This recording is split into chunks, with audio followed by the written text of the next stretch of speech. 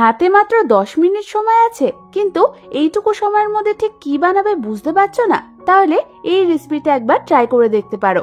এই রেসিপিটা যেমন খেতে ভালো হয়, তেমনি বাড়িতে থাকা কিছু সামান্য ইনগ্রেডিয়েন্টস দিয়ে খুব সহজেই বানিয়ে নেওয়া যায়। তাহলে চলো এটা বানাতে আমাদের ঠিক কি কি লাগছে সেটা দেখে নিই। আর আমি সুস্মিতা তোমাদেরকে আমার চ্যানেল ইয়ামিজ বাংলাতে স্বাগত জানাই।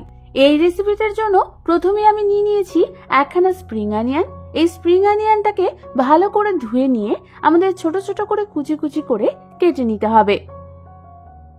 স্প্রিং অনিয়নের সাদা অংশটা কাটা হয়ে গেলে সেটাকে সরিয়ে রেখে এবার আমি স্প্রিং অনিয়নের সবুজ অংশটাকেও ভালো করে ছোট ছোট করে কেটে নেব।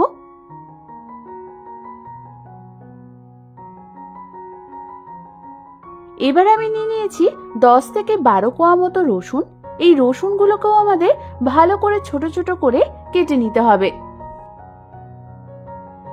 আমাদের সমস্ত সবজিগুলো মোটামুটি কাটা হয়ে গেলে এবার আমি অন্যদিকে একটা বোলের মধ্যে একে একে দিয়ে দেব স্প্রিং অনিয়নের সাদা অংশ, স্প্রিং অনিয়নের সবুজ অংশ, আর দিয়ে দেব 4 প্যাকেট ম্যাগি মশলা,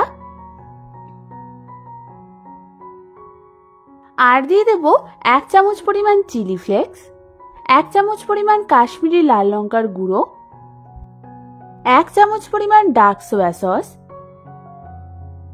1 টেবিল চামচ পরিমাণ রেড চিলি সস,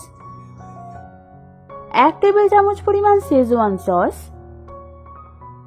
আর দিয়ে দেব 1 চামচ পরিমাণ সাদা তিল আর হাফ চামচ পরিমাণ চিনি। এবার আমাদের সমস্ত কিছুকে ভালো মতো একবার মিশিয়ে নিতে হবে। এই মিক্সচারে কিন্তু আমি নুন দিইনি, কারণ সস আর ম্যাগি মশলাগুলোতে অলরেডি নুন দেওয়া থাকে। এবার আমি অন্যদিকে গ্যাস জ্বালিয়ে একটা ছোট তাওয়া বসিয়ে দিলাম আর তার মধ্যে দিয়ে দিলাম প্রায় 3 টেবিল চামচ পরিমাণ সাদা তেল। তেলটা ভালো মতো গরম হলে আমি ওর মধ্যে দিয়ে দেব কুচিয়ে নেওয়া রসুনগুলোকে। এবার আমাদের এই রসুনগুলোকে প্রায় 2 থেকে 3 মিনিট ধরে হালকা হাতে মিডিয়াম ফ্লেমে একটু ভেজে নিতে হবে। তারপর ওই রসুন সমেত তেলটা আমি ওই মিক্সচারটার মধ্যে দিয়ে দেব। এবার আমাদের এই সমস্ত কিছুকে একবার ভালো মতো মিশিয়ে নিতে হবে। ভালো মতো মেশানোর পর তোমরা দেখো এর টেক্সচারটা ঠিক এরকম হবে।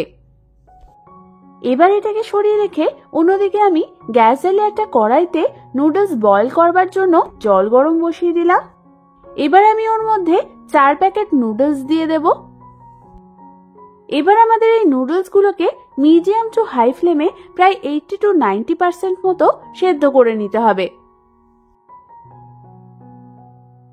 বেশ কিছুক্ষণ ধরে বয়েল করবার পর তোমরা দেখো আমাদের নুডলস গুলো কিন্তু ভালো মতো সেদ্ধ হয়ে গেছে।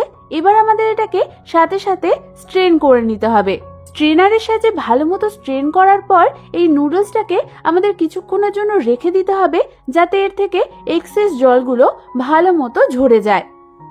এবার আমি ওই নুডলস গুলোকে বানিয়ে রাখা মিক্সচারটার মধ্যে দিয়ে দেব।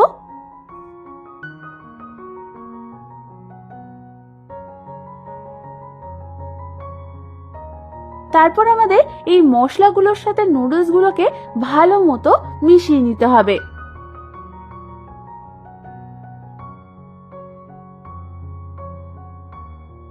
তোমরা দেখো আমাদের কিন্তু সমস্ত কিছু ভালো মতো মিশে গেছে।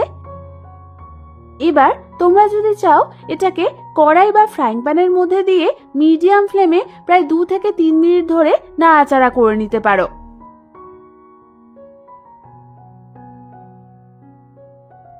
2 থেকে 3 মিনিট ভালো মতো নাড়াচাড়া করে নিলেই তৈরি হয়ে যাবে আমাদের চিলি গার্লিক ম্যাগির এই দারুণ রেসিপিটা।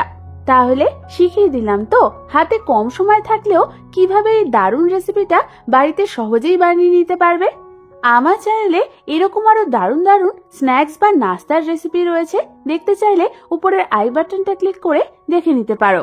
এই রেসিপিটা ভালো লেগে থাকলে একটা লাইক করে দিও, আর এরকম দারুণ দারুণ আরো রেসিপি পেতে হলে আমার চ্যানেলটাকে সাবস্ক্রাইব করতে একদম ভুলো না। তোমাদের যদি কোনো রেসিপি রিকোয়েস্ট থাকে সেটাও আমাকে কমেন্টসে জানিও, আমি অবশ্যই তোমাদের সাথে শেয়ার করব। আজ তাহলে পর্যন্তই, আমি আবার চলে আসবো তোমাদের কাছে নতুন কোনো রেসিপি নিয়ে।